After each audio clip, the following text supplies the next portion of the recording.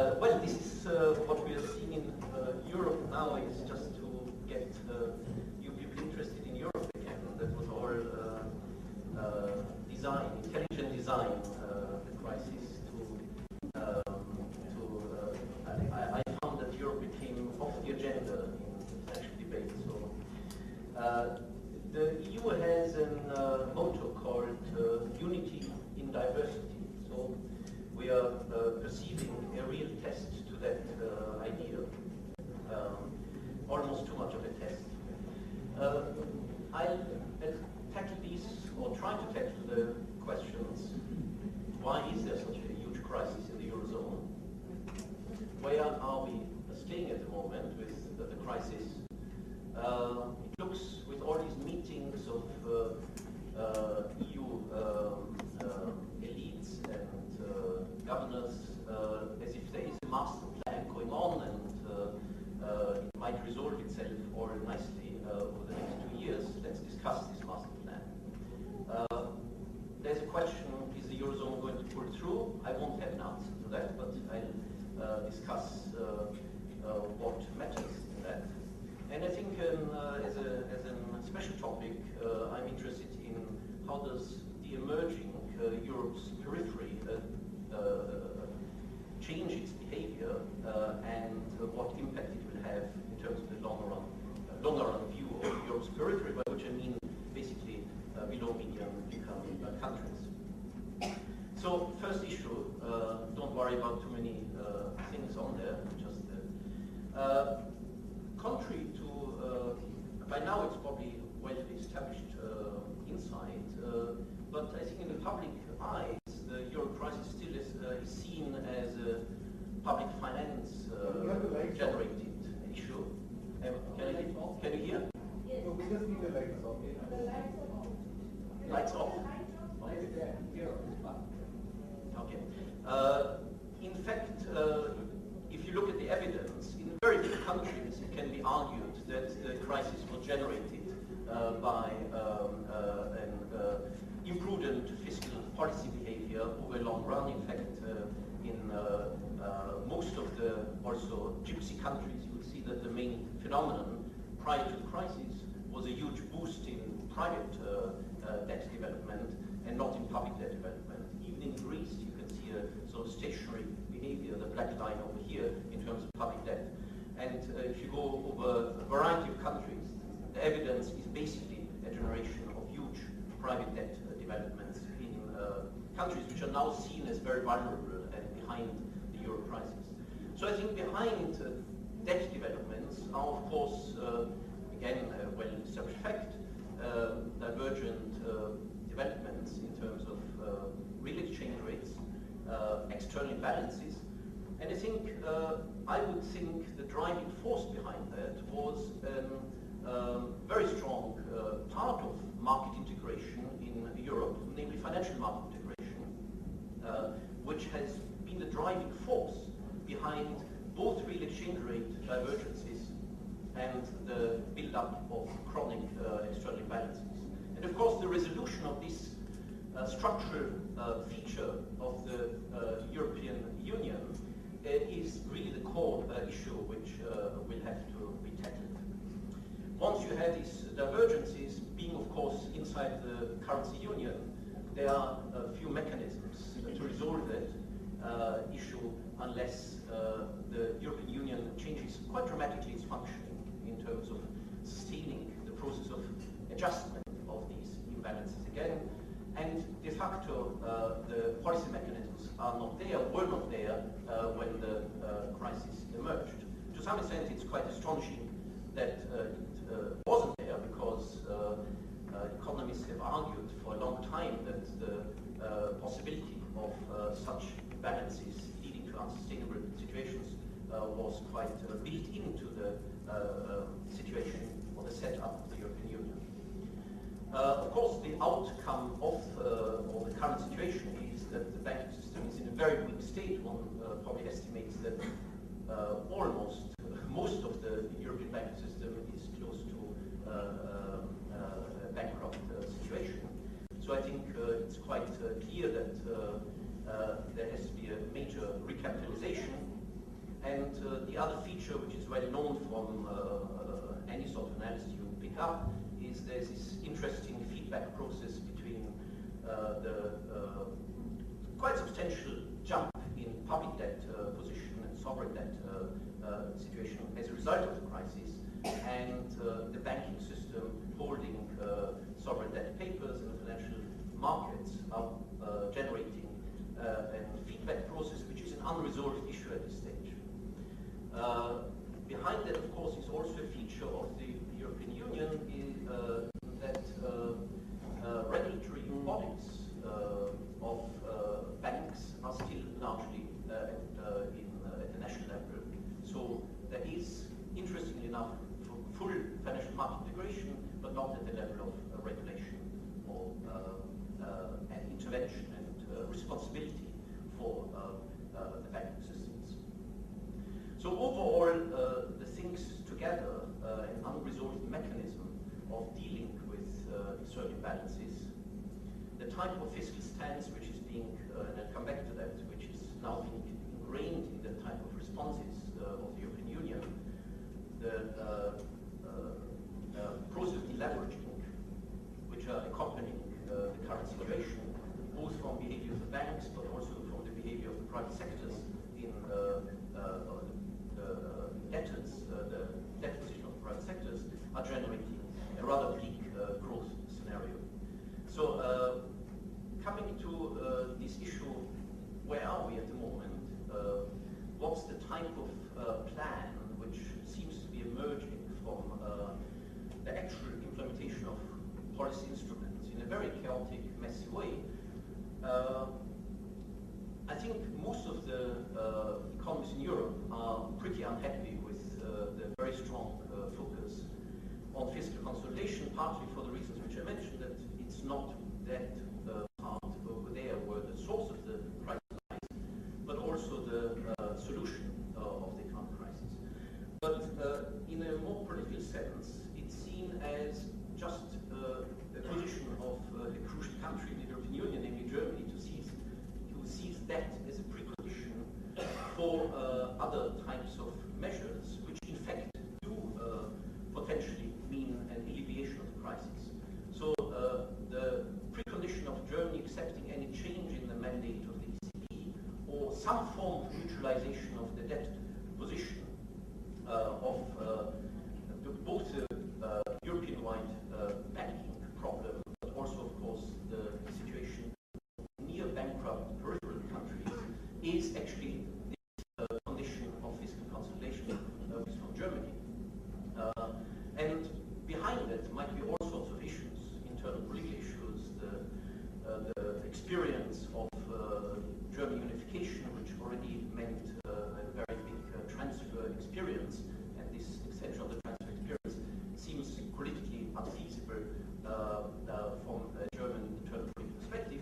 But this is where we have stand out. We had the first step of conditionality from Germany to expand, to move towards other areas which are actually there and necessary for a potential resolution of the crisis. So basically the issue of recapitalization of banks, changing the mandate of the ECB, is, if there is a plan behind it, it will follow, and therefore will only be discussed properly after you have put this program of fiscal consolidation into place. And of course, it makes the whole situation much more difficult and worse, at least over the next 2 years. The other thing which we see is, of course, that things, whatever you want to change in the overall framework, which couldn't deal with the crisis, takes place, has a very long process of new contractual agreements. The EU, as you know, is a very complex political organization with multiple level decision-making considerations at different levels, intergovernmental, within-country negotiations, etc. Regulation, restructuring, the way how financial markets operate, how the ECB operates, is a very slow process. In the meantime, we see a tendency towards more national segmentation of banking. So banks withdraw into this sphere where they are directly responsible to their own national regulators or potential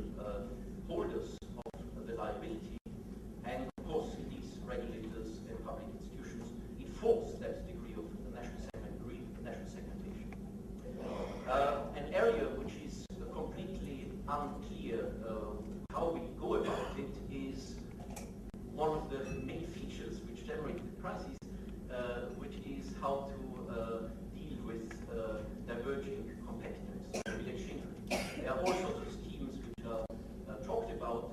It's very unlikely that any of the schemes at the moment on the table will be very effective. Yeah? In the end, of course, it means a much higher degree of integration in terms of joint mechanisms of monitoring, bargaining processes in the labor market, Europe-wide thinking in terms of productivity-oriented wage policy, etc. There is at the moment no evolving growth strategy. I think if you think about the earlier points, an emphasis of fiscal consolidation, one knows one has to do something about the banking sector, and one knows that in the transitory phase there is an increased role of this ECB which has to take place.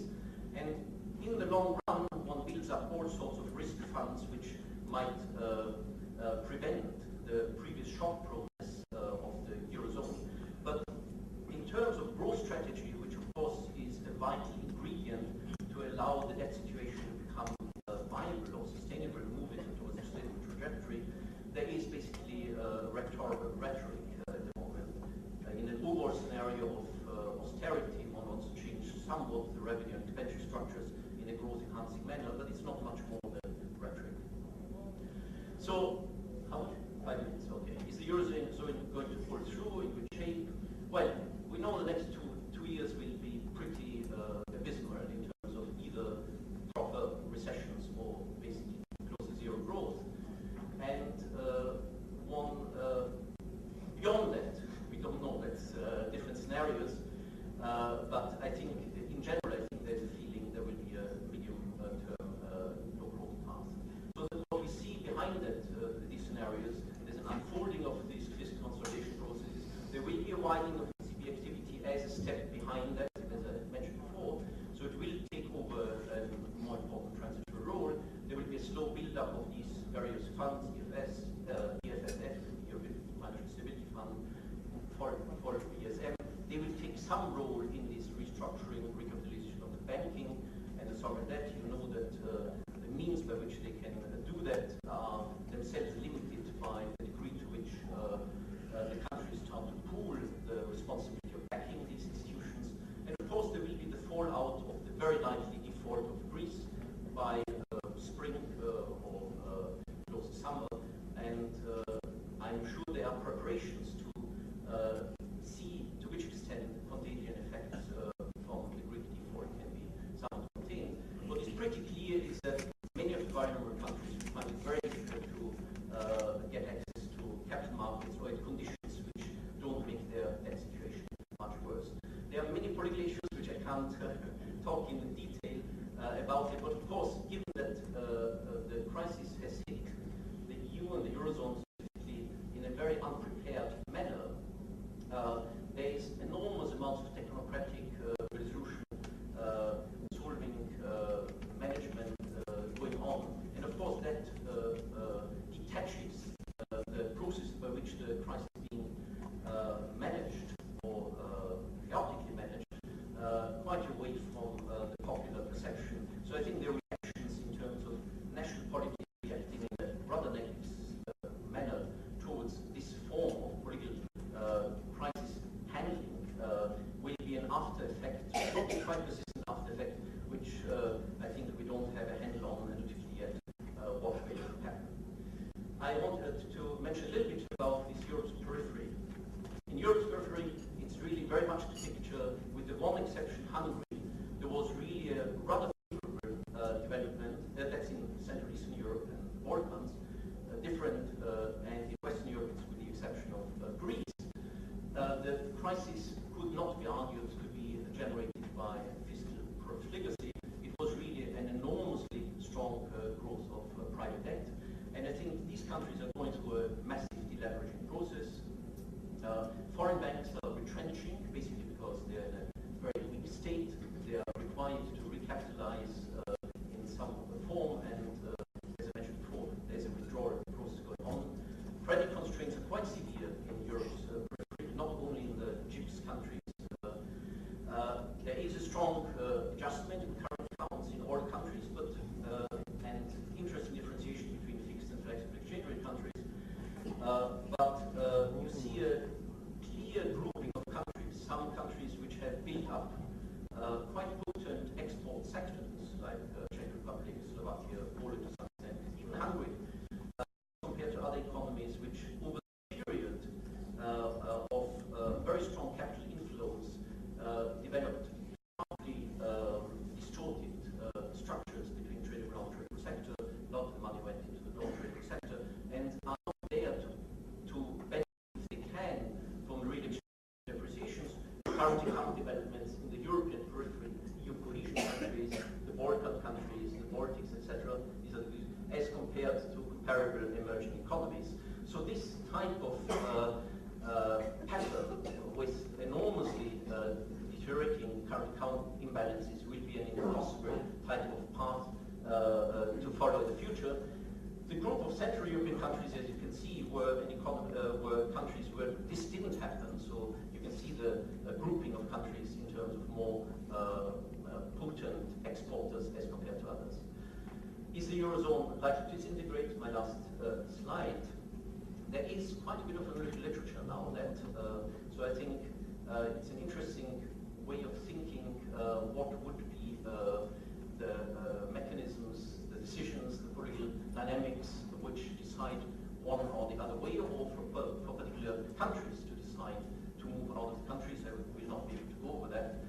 But I think generally we are perceiving an historical threshold in EU developments. It has become very apparent that the institutional setup was incapable to deal with the crisis for a number of reasons. There was no stabilization tools at the EU level at all. The fiscal policy frameworks were there for some long-run discipline device, but not in terms of in any way operating as countercyclical, joint countercyclical mechanisms. And I think the direction in which that is going is not necessarily strengthen it. There is a move institutionally towards a more EU-wide regulation situation, but it will be a very slow process. There's some discussion of increasing the tax base of the EU. There's some thought how much you need to increase the tax base of the EU, which is at the moment the income of at the EU level is 1% of European EU GDP. If it moves to 2 or 3%, you probably heard that there's a discussion of financial transactions tax being imposed in some of the Euro countries. Then one thinks that could be a minimal fiscal structure, which could also act as facilitating some fiscal policy in case of crisis. There is a build-up gradually out of the crisis of new institutions, namely risk funds for banks, for sovereigns. There are sovereign default procedures being implemented. And of course, there's a discussion of potential widening, and de facto widening of the ECB mandate, because the euro widening, because de facto it has happened. And at the political level, there are many interesting topics, such as commitment of European elites to keeping